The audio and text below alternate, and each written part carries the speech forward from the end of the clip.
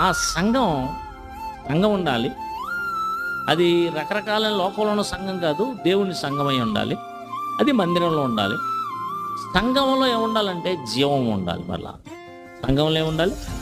సంఘం అంటే సంఘమే కాదు, అనగా జీవము గల దేవుని సంఘం అన్నాడు. జీవం అంటే ఏంటి?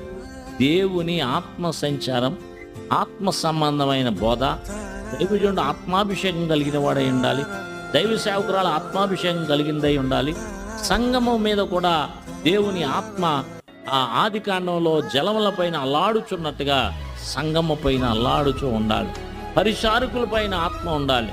సువార్తికుల పైన ఆయన ఆత్మ ఉండాలి. సువార్తికురాండ్ర పైన ఆయన ఆత్మ ఉండాలి. సంఘములో పెద్దల పైన ఆయన ఆత్మ ఉండాలి.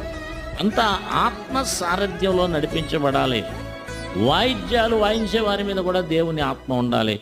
పాటలు పాడే వారి మీద